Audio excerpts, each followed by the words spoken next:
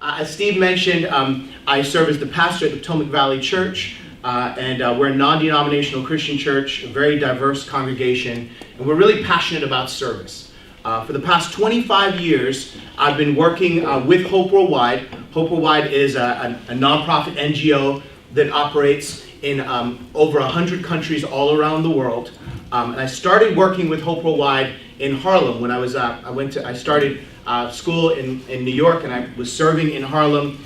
This was 125th Street, back before it got the upgrade that it has now, and it looks really nice. This was back when it was burnouts and a lot of really challenging things going on right on 125th Street. And we got the opportunity to go and serve, and I got to lead a small group of folks to do some canvassing, to encourage people to get their immunizations, and I was hooked in terms of community service and working with Hope Worldwide. I've served in a number of different capacities. I've headed up Hope Worldwide's National Youth Organization. I've taken teams of young people all around the world to serve.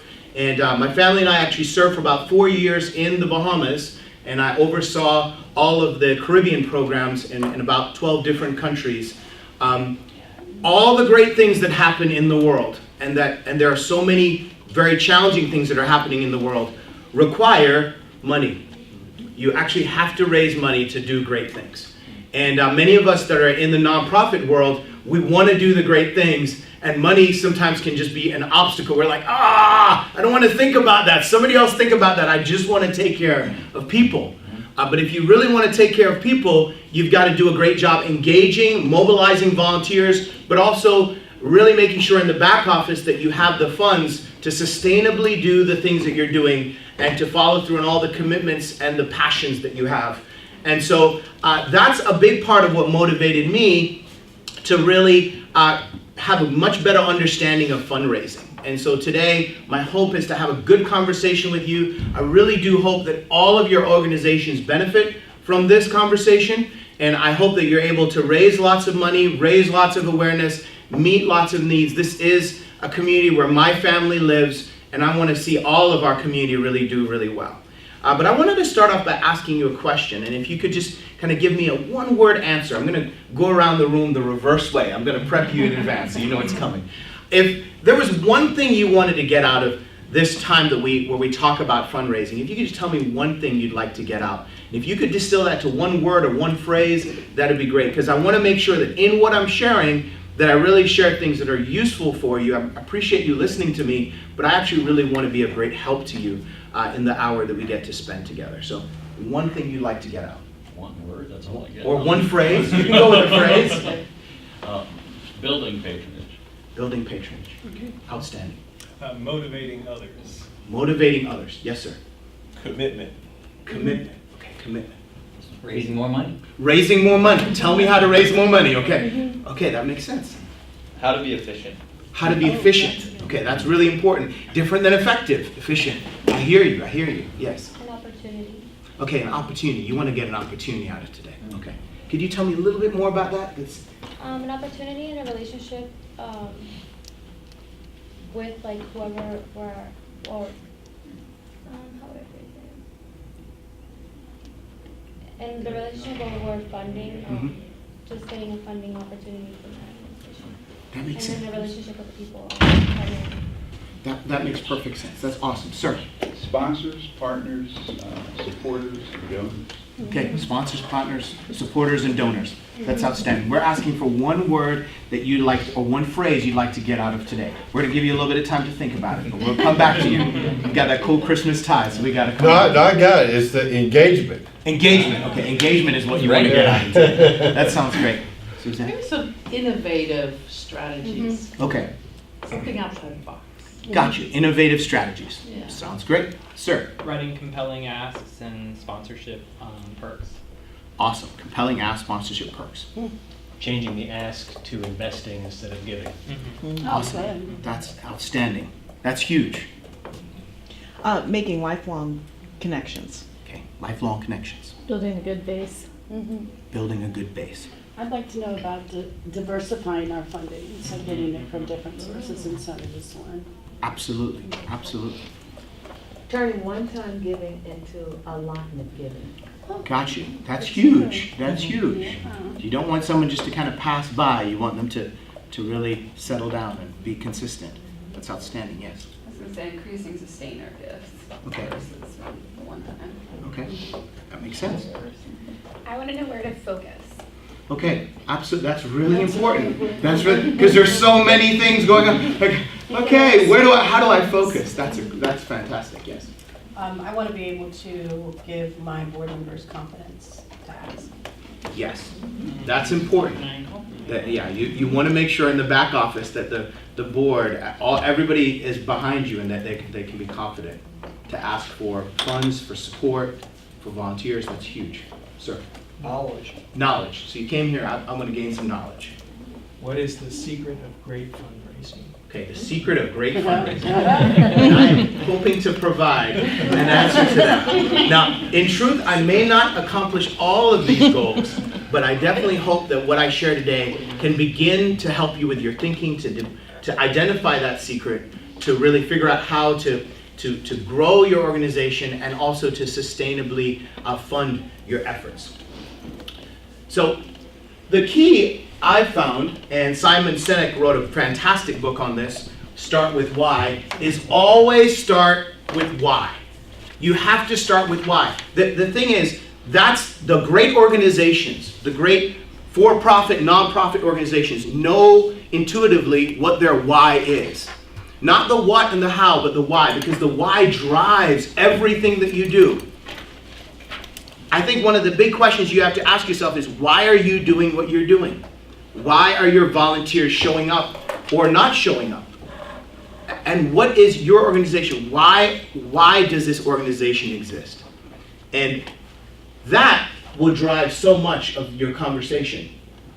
One of the things that I've found is the importance of forging a shared vision and the power of listening sessions. See, the thing is, you may be clear in your mind about what the why is, but if your people don't share the same why, or if the whys that they have don't integrate with the why that the organization has, then you could find yourself without focus, going in multiple directions. We just want to help people. Okay, and that's fantastic, but that's not narrow enough to galvanize a group of people or to motivate them not only to be galvanized to serve, but to be motivated to give, to separate themselves from their money, to support something. There has to be a compelling why. So one of the things that we did in the different cities that we've worked in and the nonprofits that we've worked with, specifically with Hope Worldwide and also with the congregations that we've worked with, is we went through a process of having some great listening sessions. So when we moved here about 4 years ago, we actually took the first 4 months to get with each one of our small groups of volunteers. We have, at this point, we have about 200 volunteers. At that point, we had about 130 volunteers with Hope Worldwide. And we sat down, we got with these small groups, and we asked them simple questions. We actually asked everyone the same 2 questions. We asked them, where do you see the organization in the next 10 years? Like, where do you want to go? Most people only think for the next day, week, month, or if people think for a year, that's huge. But when you start asking a question like the next 10 years, then people have to think about, why are we doing what we're doing? And is what we're doing really useful to help this organization to grow? So where do you see the organization in the next 10 years? And what's your personal dream? Like, what's your passion? And that was really important because then people got invested in answering those questions. And my wife and I got with small group after small group. We got with about 10 or 12 different small groups and had these conversations. What was important was, once you actually listen, and there's a big difference, as you know, between hearing and listening, but you really listen. You listen to what people, you actively listen. Then you can forge a shared vision together where everyone can say, okay, this is what we're doing. So today, if you need to raise $100,000 or $1 million or $10 million, the principles are still the same. You still have to have a shared vision to motivate other people other than yourself to do this. Starting by listening really makes it a lot easier when you need to mobilize people because you're not mobilizing people behind your vision, but behind our vision. So listening sessions, I would say, are really important. And you can do that with your employees. You can do that with your volunteers. You can do that with your key donors and your consistent donors. You want to create a vehicle for feedback. Healthy feedback is really important. But if the goal of the organization is to do X, then you've got to make sure that you start first with making sure everyone has the same Y, or at least that the Ys are going in the same general direction. Does that make sense? So start with why. Most organizations focus on who and what. Some of us focus on where, but those organizations that start with why are able to motivate people like never before. So also, it's so important, as I mentioned, that you make sure that your leaders know the why. So after we went through this process of listening sessions with our volunteers, we had to devote ourselves to spending considerable amounts of time sitting down with our leaders, building quality relationships. The reason why people give consistently is because they have a relationship. You know, like for instance, there are a lot of members in our congregation and volunteers that we have with Hope Worldwide that serve with ACTS. They do that because they have a relationship. And I'm here in part to motivate and encourage you to fundraise, but I also want to build a relationship. That's why I told you about who I am. And I'm an open book. I'm easy to figure out. I'm the same person online that I am in person. And I want to build a relationship because what's my why? I care about our community. And my faith motivates me to want to see things on earth as I believe God wants them to be in heaven. So my faith motivates me to act. That's a big part of my why. But you've got to sit down and make sure your leaders have the same why. When you and your leaders are going in the same direction, when you and your people have had a healthy conversation, then you can mobilize a group. Oftentimes, one of the struggles that we run into, and I've done this before, is we can come into a new organization. There are a few of you, for instance, I know you've just been in your role just for a few months. You come into a new organization, it's like, hey, the new sheriff's arrived. We're going to get things right. And here's the thing I've learned is that never works. Well, it rarely works. It can work in a short-term situation. If it's a crisis situation, you want the sheriff to come in. But if you're building an organization for the long haul, you've got to make sure that you listen and you connect and you identify who are the influencers in the room. Oftentimes, the influencers are not the first people to talk, but they're the people that everyone looks back at and says, can we really listen to this new leader or not? What do you think?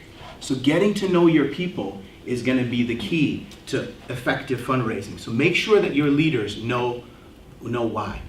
Make sure that your people know why. So what's your why?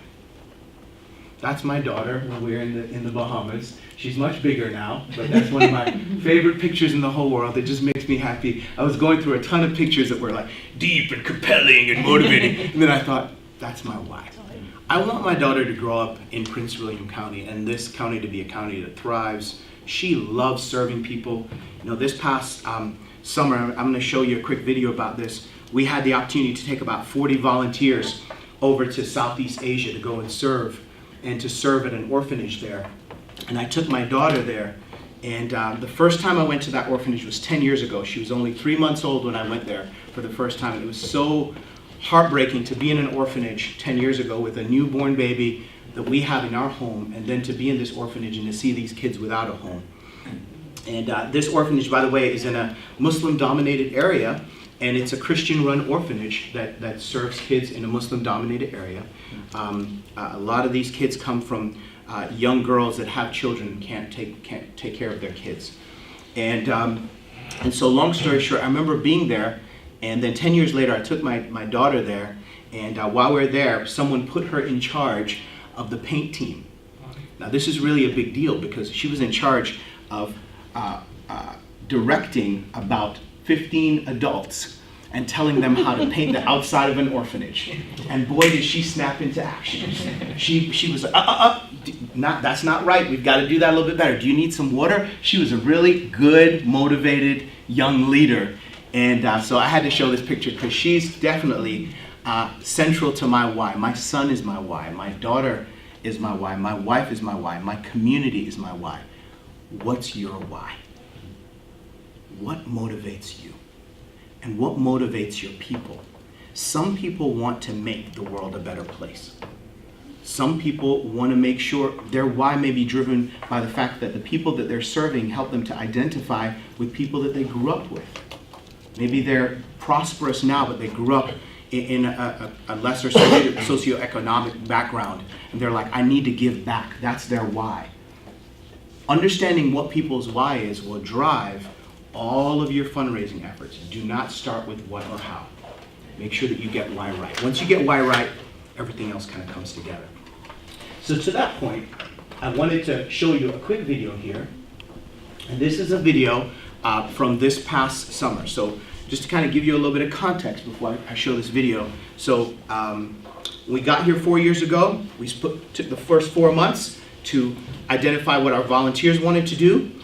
After that, we took the next year to make sure that our leaders were all on the same page.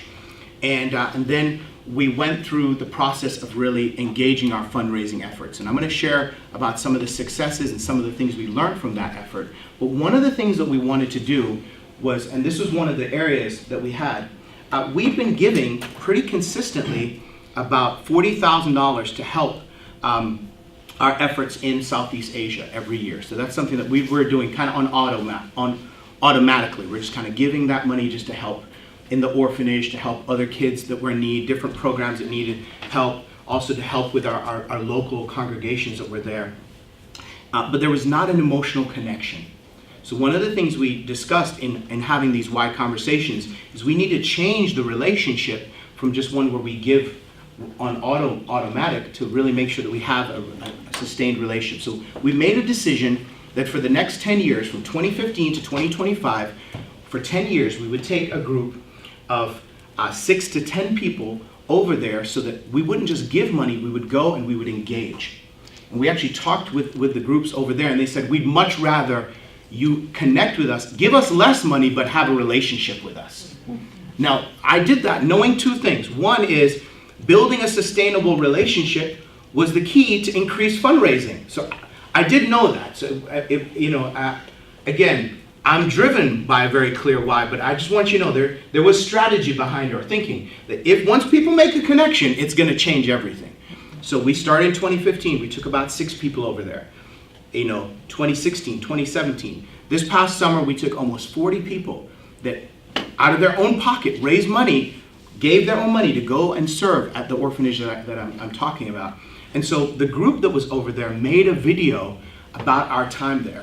And so I want to show you this quick 5-minute video that they made about us and our engagement with them. And then I'm going to tell you some of the results that came as a result of what we did. Please note that the video is in English, but it does have Bahasa Indonesian subtitles. If you read Bahasa Indonesian, then that works great for you. If not, it's in English, so you'll be fine.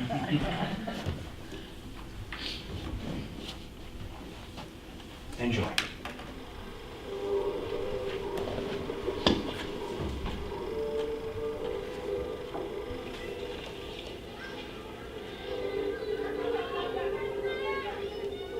Belas kasih is the Bahasa Indonesian word for compassion.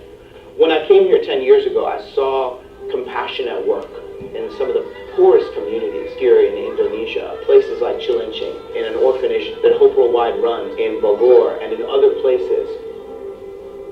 We don't always just serve, like, without anything else going on in our life. And there's something freeing about that. Something exposing, I think, as well. Thinking about, like, this is how I should live and I'm not. But then also something really hopeful of, like, this is what life could look like.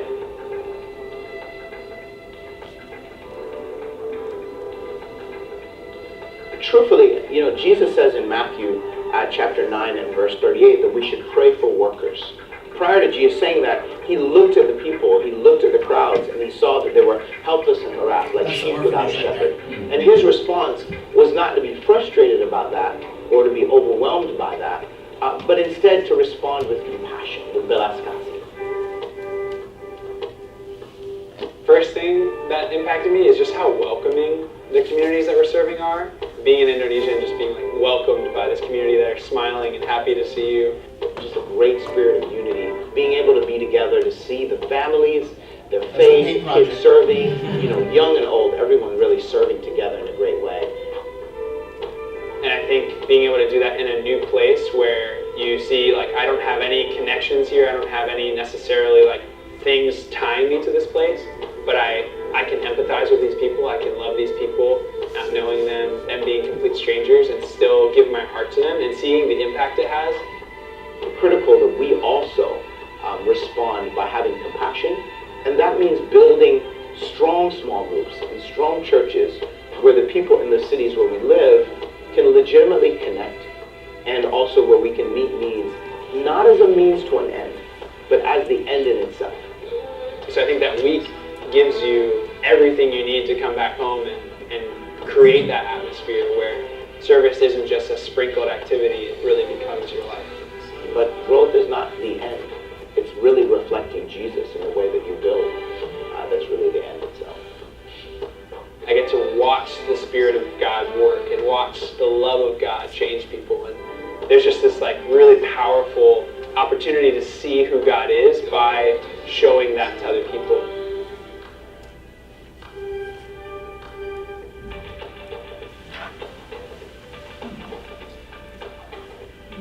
So, it always seems impossible until it's done, is what Mandela says. You might have a goal. Our organization needs to increase our giving by 20% this year in order to hire someone to run a program that we desperately need them to run. Or we need to increase our giving by 50% because if we don't, there are families that won't have the food that they need, or kids that won't have the access to education, early childhood education that they need. Whatever the program and the effort that you have, I just want to encourage you, dream big and think smart and plan well and plan for the long haul. But it always seems impossible until it's done. In 4 years, we tripled our charity fundraising. So we started with $40,000 for this specific program, and this past year, we raised $127,000. 77,000 of those dollars were raised in 3 weeks after we came back from this trip. Now, it didn't cost us anything to go on this trip because people fundraised, they heard the stories. 3 years of people hearing the stories about what we're doing and building the relationship and the leaders knowing what the why is and the people knowing what the why is. And we came back, we're like, all right, we want to be able to help. One of the things that was so profound is one of the volunteers that went, she's a golfer, she's an engineer and she's a golfer, and she went out, she was playing golf with one of her friends who's not related to our organization at all, and actually is not a person in the faith community at all.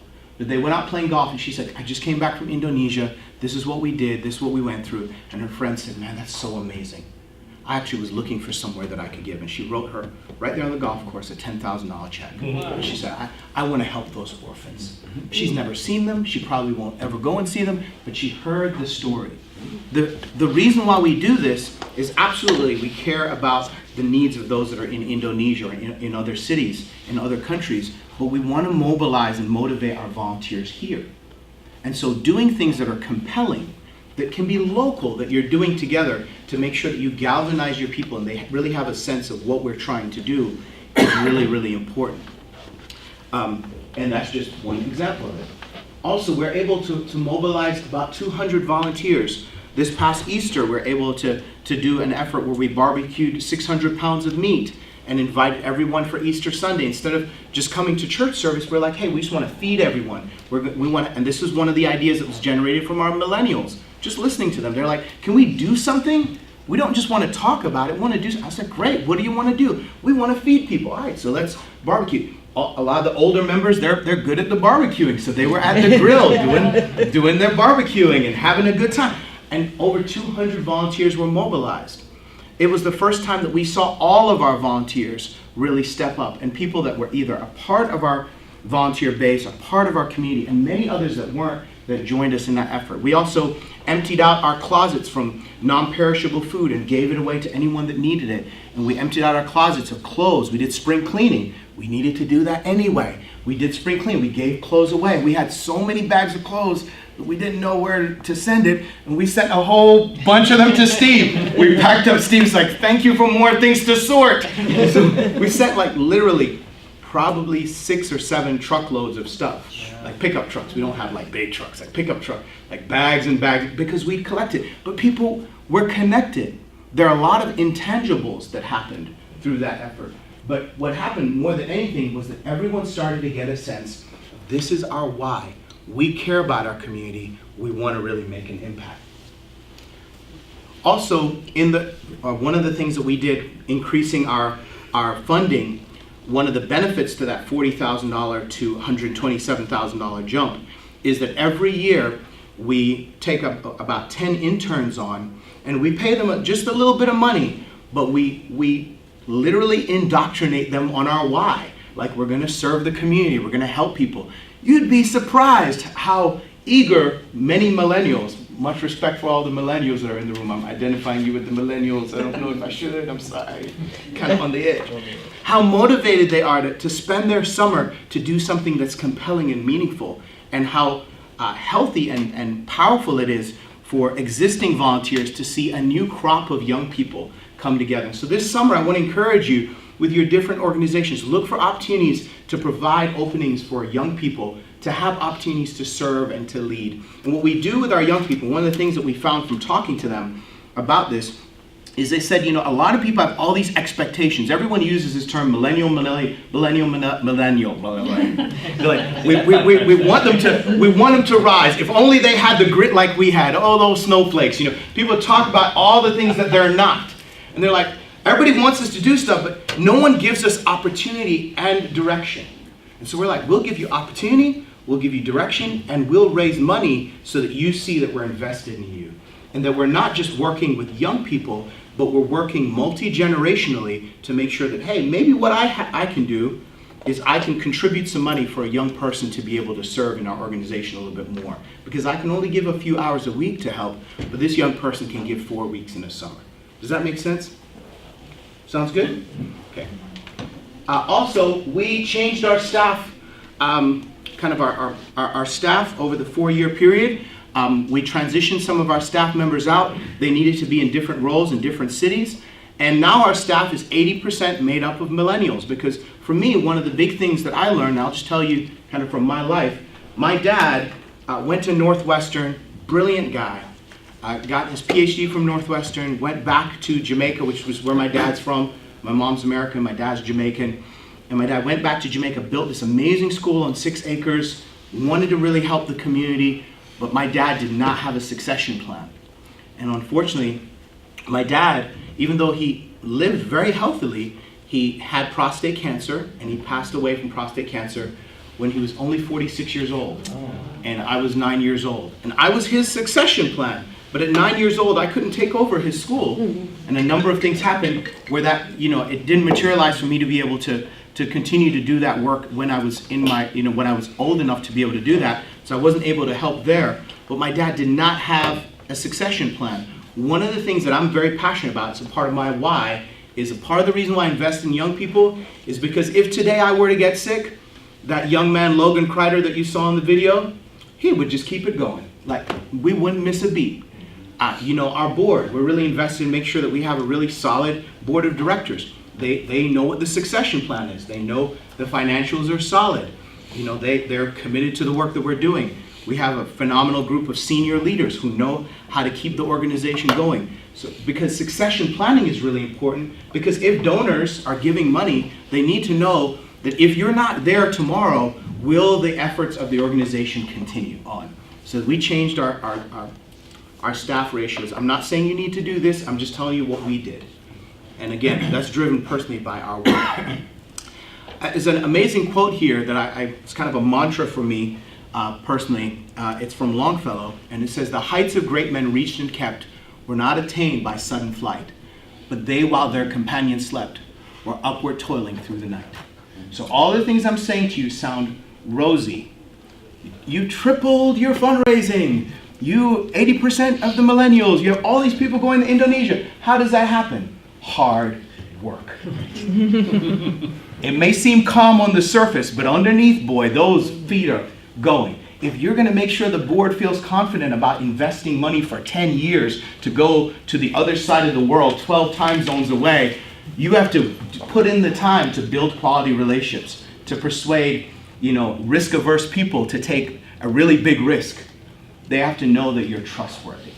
If you're going to make sure that you have donors that are going to give sustainably, you've got to take the time to build quality relationships, because relationships are what drive people giving substantial amounts of money and sustained amounts of money. And if not money, it's what drives them giving sustained amount of time. That they know that you actually care about what you're talking about and you care about them and you're willing to put in the work. What I tell my staff is, I'll be the first to set foot on the field and I'm the last to step off. I challenge you, young millennial person, work as hard as I work. And you know what? And they've risen to the occasion. They work as hard as I work. As we create a culture of working hard and also playing hard. If you want to do big things, there's no way around it. There's no rosy, quick answer. You're going to have to start with why. You're going to have to make sure that you really talk to your organization, make sure everyone's on the same page as much as possible, and then you're going to have to put in insane amounts of hard work. So I want to talk to you now about a couple practicals as we kind of wind down this conversation. I hope this has been helpful for you. So just a couple quick practicals here. First is, one of the things we talked about in the organization once we established our why is that we need to be greater learners. So, this idea of greater every day that I talked about is a personal conviction that I have that every day you should be improving. So one of the things I asked Suzanne is I said, tell me how I do on this presentation. And please, feel free to let me know. I'm not sheepish about you telling me, Will, that worked, but that just didn't work. You shouldn't have talked about that. I'm always trying to grow as a leader. And when that's your commitment, then you create a culture of, hey, we're always growing. So people can take constructive feedback. Hey, this year, we didn't meet our targets. Hey, the world's not going to end. It's going to hurt us, but what can we learn for next year? This year, we exceeded our targets, but we didn't have a plan for the success. What can we learn from that? This program went really well. This effort went really well. So really be a great learner. So that's one of the principles that we have. Here are a couple of the people that I've learned from. This is Harlem and Vanya Salim and their daughters. They lead our efforts in Southeast Asia. They're incredible, very passionate about engagement in the business community. What Harlem and Vanya told me was, get involved in your community, get to know your business leaders. And so that's why I'm having this conversation with you, because this is what they do there. They're like, that's what you do. And they've built a cadre of about 200 business people in Jakarta that are devoted to serving not in a faith-biased way, but motivated by their faith. They serve people from all different faith backgrounds and people that don't have faith at all, but they just serve, not as a means to an end, but as an end in itself. Right up at the top there is Ed Anton. He's down in Hampton Roads. He's a mentor in my life. He's been a mentor for the past 10 years, but particularly the past 4 years. My wife and I get together with him and his wife, and he's a phenomenal leader that really helps me just to stay on task in terms of what I'm doing to really take care of the organization. And last but not least is my friend Julio Arias. He's a former Marine Corps drill instructor. He's a financial analyst with the government right now. And Julio went with me on the first trip to Indonesia. He said, Will, if you really want to do this, I think one of the things you need to do is you need to toughen up, my friend. So you're going to have to break through your limits in your mind. So he challenged me to run a marathon with him and start a running club. And now we have a running club that started. I've ran 3 marathons, 2 Ragnars, half marathon, 10K. All of these things are really meaningful because I changed my posture from simply being Julio's leader to being a student. But it is really easy for Julio to be motivated to help me with stuff because I'm motivated to learn from him. And he actually just joined our board this past week. Julio is a phenomenal leader. You've got to engage your people. When your people know that you can learn from them, they can help you with their strengths and help you to grow in your weaknesses, because I definitely had some pounds to lose and still have 25 more I'd like to get off, but that's all right. My daughter took me to the gym yesterday and said, Dad, we need to look at how many pounds you need to lose. And Julio would be very proud of her for doing that. So you've got to be a learner, and we're constantly learning.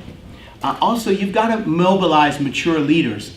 This is a group of our elders that really help to shepherd our organization. And so right there, moving from my right to the left, that's Tom and Eileen Martin. They're both military vets that are retired. That's Matt and Michelle Esmacher. Matt works at Washington Gas, and he's the one that got me tied into Leadership Prince William. And Michelle just retired after many, many years, about 25 years with Prince William County Schools. That's me and my wife. And then Patrick and Ruth Jones. Patrick works with the state, but works here in Prince William County a lot. And then Ruth works with DC government.